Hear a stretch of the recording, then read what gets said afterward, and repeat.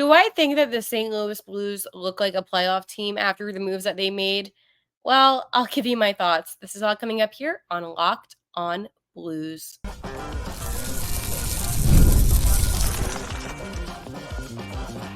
You're Locked On Blues, your daily podcast on the St. Louis Blues.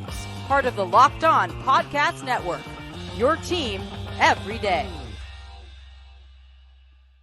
Hello, and welcome back to Locked On Blues. I am your host of Locked On Blues, Haley Taylor Simon, talking to you all things about our St. Louis Blues here on the Locked On Podcast Network, your team every day. Today on Locked On Blues, I'm going to talk about, is this a playoff team? Development camp thoughts, and of course, free agency, because free agency, believe it or not, it's still a thing, despite the first week of free agency being long gone. Also, today is July 8th, so now we're in summertime, and there's still a lot that can happen, and the timeline to the season is getting closer and closer. Before I dive into, is this team a playoff team? I just want to let you know that today's episode is brought to you by FanDuel. Make every moment more. As playoffs wind down, the sports stop sporting the way that we want them to.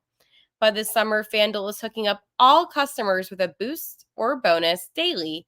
That's right. There's something for everyone. Every day, all summer long. Visit FanDuel.com to get started. As I said, today is a hot summer day, and the season is getting closer and closer. 99 more days until our home opener, which is actually insane. It's coming, folks. It's coming sooner than we expect, which is why I propose the question, is this a playoff team? Now, last season, we were the best worst team, falling at 16, and it was incredibly frustrating not to make it into the Stanley Cup playoffs because the Blues were so close. But obviously, the Blues had games that they lost that no team that should be in the playoffs should be losing, like to the Blackhawks, the San Jose Sharks, the Blue Jackets. They lost too many games that honestly just show that they weren't a playoff team. But this season, anything can happen and anything can change. The only real player that the Blues got rid of was Kevin Hayes. And for me, I know I had Locked On Penguins on in my last episode. We did a little bit of a crossover collaboration, so make sure to check that one out. But it's not a disadvantage for the Blues getting rid of Kevin Hayes. In reality, it is probably a good thing because now the Blues can really focus on that third line and to make it so much better. For me, with the St. Louis Blues, I know we picked up a couple guys, and I can get into that in tomorrow's episode. But when I think about the core right now of the Blues and the players that I think are going to really make this team something special, it's the same guys we had last season. It's still Robert Thomas. It's still Jordan Binnington. It is still Colton Parayko. There are certain players on this team that make the Blues great. And then there are certain players on this team that concern me. Justin Folk, Nick Leddy. And, I'm not going to be too critical on some of our younger players, as in a Tyler Tucker, Scott Perunovich. I'm not going to be as hard on them because, again, these are younger players that need to still develop. But I think overall, when you think about the St. Louis Blues, you should be excited about them. But do I think that this is a playoff team? I don't know. I'm going to be honest. I can see it from both perspectives. We got, the Josephs, and I'm excited about the brothers, and don't get me wrong, but do I think they're going to be that much of a help? I don't think so. I'm nervous about the season. I really wanted the Blues to pick up a bigger name this offseason just to help out this team. The defense, still a concern. The offense, still a concern. The power play, still a concern. And the penalty kill, still a concern. It's great being a Blues fan right now. I am concerned. But seriously, I think the only thing that the Blues have that is under control is still the goaltending with Binnington and Hofer in net. Do you feel any bit of security about this upcoming season? Because I am not about to go into a season missing the playoffs for the third consecutive season in a row. That doesn't even sound natural coming out of my mouth at all. And you know what the frustrating part is? We saw Jake Neighbors have an incredible season last season, and we saw him excel. And for me, it's really hard to process that you can see growth out of certain players and still feel like the team isn't growing. I don't know if I would blame this on Doug Armstrong because the Blues are in a situation with cap space and obviously money becomes an issue.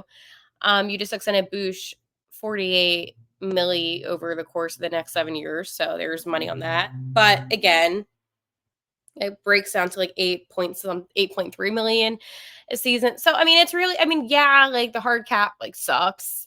And Doug even said that, he's projecting that the hard cap is going to increase by like 5 million a season. So it won't be that bad in the long run, but at the same time, it's like still a lot of money.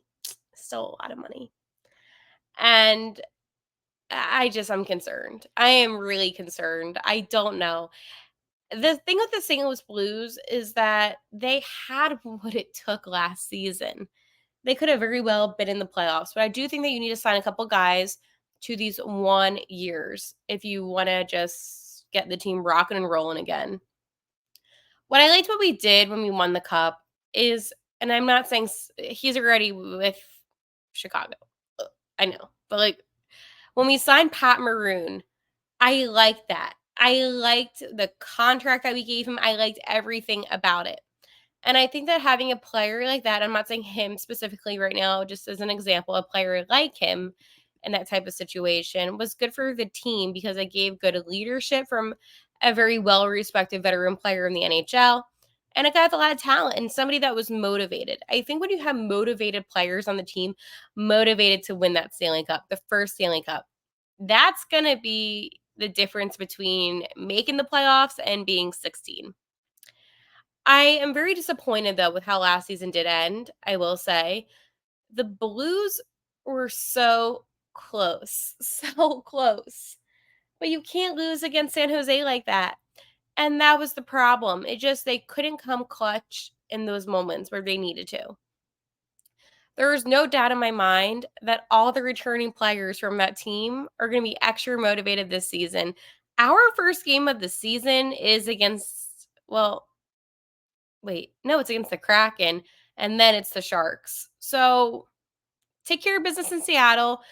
Finally beat the San Jose Sharks because you need to do that, and just get the season on the right foot. It is a long hockey season, okay? It's not going to be easy. It's not going to be a walk in the park, but it is going to be a season where you need to start off strong. You need to set the standard. You don't want to always be chasing. That's one thing that frustrates me about this team. Why can't we be the team? And by we, I mean the Blues. I'm not on the team, but why can't the Blues be the team where they set the standard from the beginning and they're already in a good position? Other teams are going to try to be where they're at. Why is it that the Blues are always having to chase, getting a wild card spot or anything? I want the standard of this team to be stepped up a little bit more than the past. And I think this team is capable of doing so. I really do. I mean, you can tell me, and I know I talk about him quite a bit. Like it's a little bit of a fan club over here about Robert Thomas. He just turned 25. He is still so young, but yet so experienced, and one day will be the captain of this team, without a doubt. But as a leader on the team wearing the A, I just expect to see him flourish even more. I know last season he had a great season, but I just keep on seeing him blossom and grow. And Jordan Kyrou, he is somebody that I've taken a strong liking to his game. I think that he does play with heart and character, and I think that translates on the ice. But I want to see that consistency from the beginning.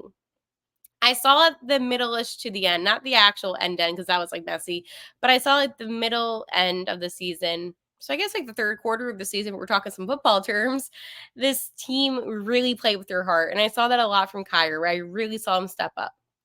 Neil, you have no excuses. You have a coach in Bannister who is going to be here the entire season. Well, or so we think.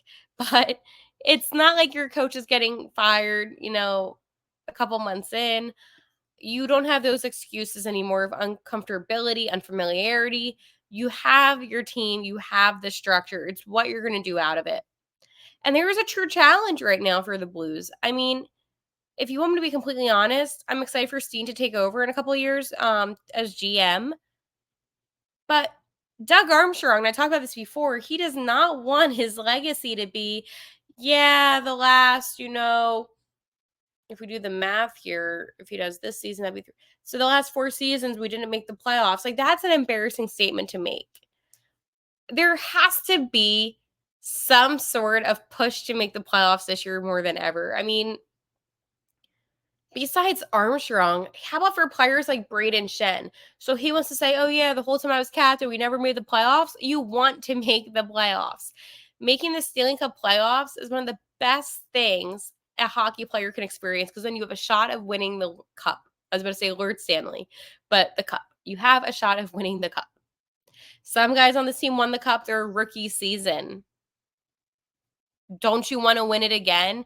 There's no way that you can have that mentality where you win the cup as a rookie and you don't think to yourself, I want to do it again. I got a taste of it once. Let me do this again. You need to stay hungry. And if you don't stay hungry, you're never going to be successful in the NHL. And I can go on and on and on about this, but I'm not because we do have a full week of programming. So I'm going to keep it just at that. So do I think this team can make the playoffs? Or is this a playoff team?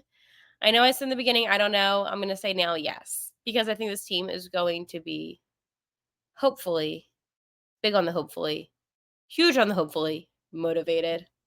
This time with my friends over at FanDuel. I love sports. I love them so much, and I never want them to stop.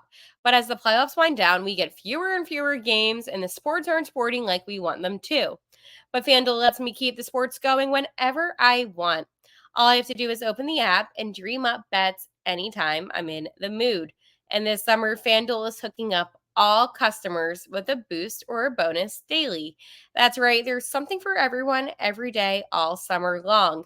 So head over to FanDuel.com and start making the most out of your summer. FanDuel, official sports betting partner of Major League Baseball. I always tell you this, it is summertime, which means that there's only one thing going on in St. Louis, and that is cheering on our Cardinals. And I always tell you to bet on them. And right now, as I'm doing this episode, they're actually up 2-0 against the Washington Nationals in the middle of the 6th. So good job, Cardinals. I mean, they won yesterday against the Nationals 8-3. They had a really bad loss, though, on Saturday, 14-6. Not good. But they did win on Friday, 7-6. So they did win the series.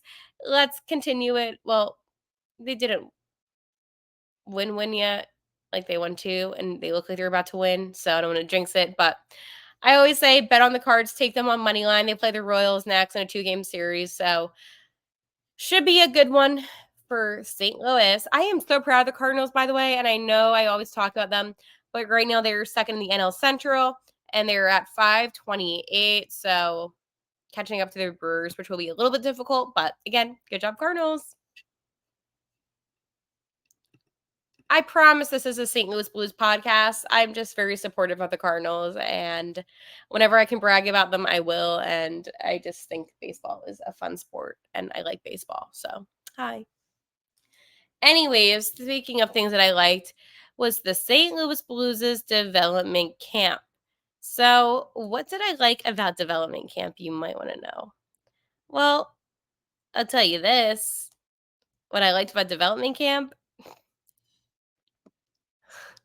Dvorsky.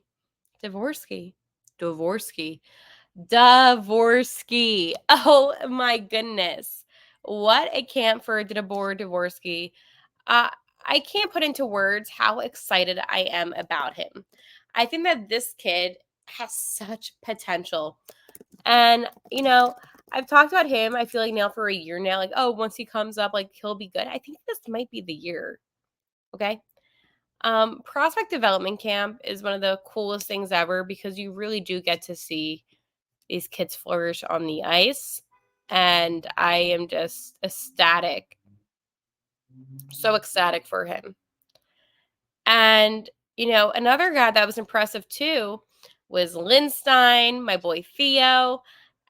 Like, there's just so much excitement from this draft class from last year. And I think that when you just see a bunch of guys really, step up a bit, it just just makes you just that more amped for the season. Here's the thing though. I think that Dvorsky is probably going to make the team. I really do. Dvorsky also said, I'll do my absolute best every time I'm on the ice to prove to the coaches that I belong on the team. It sounds great, but it's all up to me, and I'll do my best every time I'm on the ice. Which, first off, I love. It's amazing. I love to hear it honestly from him, especially it gives me even better motivation to make the team. That's my goal coming into camp. So even here, I want to do my really best on the ice. So I'm excited. But again, whenever I think about Dvorsky, I just think he is going to change the game. This camp just made me excited. We had such a good draft class last year, and listen, I'm really happy that we selected Adam Jiricek in the first round this year. I had a great interview with Jiricek. Signed to the ELC already, so he's locked in. But last year's draft class, that was special. And I think that's the class that's going to set the tone for the future of the St. Louis Blues. I really do. Whenever, I think about development camp, prospect development camp, I think, how can these players best flourish? How can these players best learn? And I think we do have a great job of developing the players here in St. Louis. And I do also believe, besides all of that we have a really good AHL team. And I think that's something that I am proud of as well, is that our AHL team, the Thunderbirds, are strong and solid, okay? I really do. So I'm excited about that. I just think that this is a team that is going to really flourish off of their prospects. And, assistant GM of the St. Louis Blues, Tim Taylor, also had a lot of good things to say about the prospects too and felt very good about them. So you have a bunch of people saying things like, oh, well, these prospects are doing really good. And I really do get excited about that because here's the thing. When it comes to the Blues, we are depending on the process of the prospects. The process of the prospects. Because let's be frank, right now, and I hate to be this negative, the future of the team really does depend on them. It's not they're going to make any moves or trades or anything. But the fact that Dvorsky was able to say, hey, this is on me. And he's like, okay, if I make the team, this is on me. And I think that you just have a guy that's just so humble, so motivated, and just so well-liked throughout the whole entire community. So really proud of Dvorsky. Excited to talk more about him and the other prospects. But this prospect development camp just gave me a lot of hope about the future of this team. Because, again, I was feeling a little bit negative. And I hate to say that, but it's true. I was feeling negative about this team. If you want me to be completely honest and transparent on this podcast. But after camp, I am feeling quite well. I also just want to let you know to make sure to subscribe to here on Locked On Blues for your daily St. Louis Blues content Monday through Friday. I love talking about the Blues. I know you love talking about the Blues. And here on Locked On Blues, I provide you with so much exclusive interviews, breaking news, opinion, analysis, and so much more. So make sure to watch, subscribe. Like the subscribers just keep on going up and up. And that just makes me really, really happy just because obviously I love, this channel.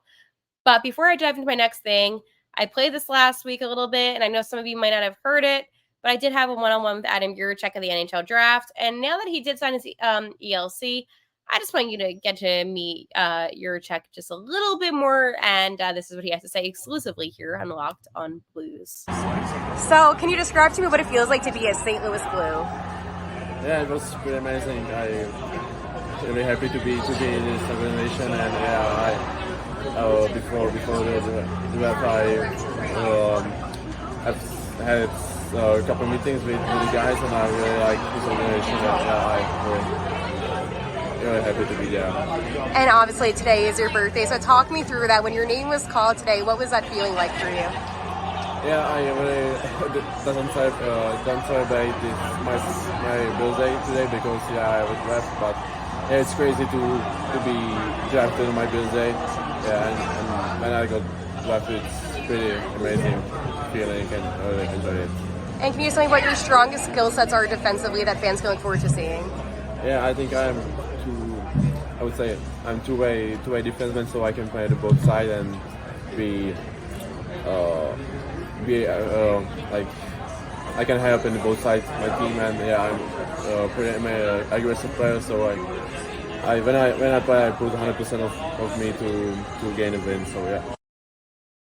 So as you heard, excited to be a St. Louis Blue. I just wanted to play that for you because I thought it was just so cool, the opportunity to speak to Adam Jiricek right after the draft and really get to know what he had to say. But anyways, let's talk about free agency.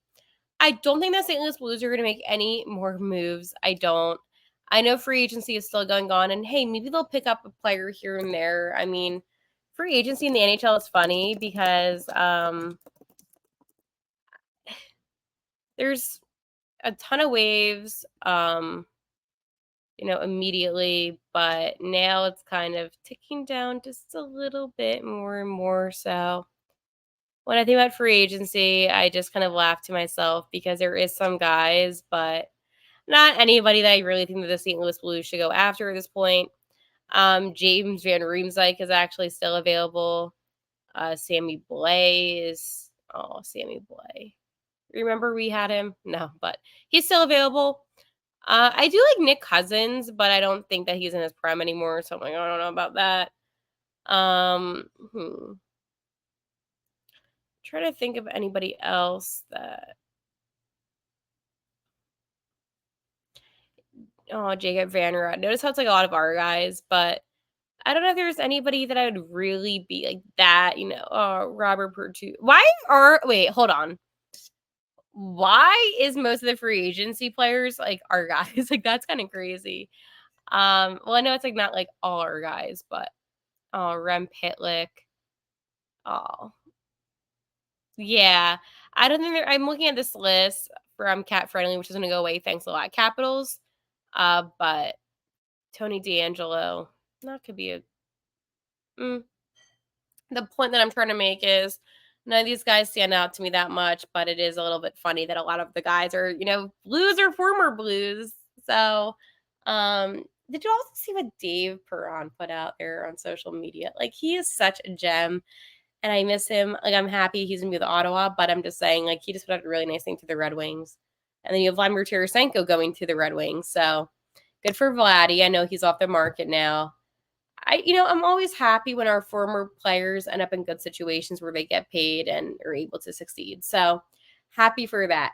I'm also happy because it was a great Monday episode, and I will talk to you tomorrow on Tuesday. And like always, let's go Blues.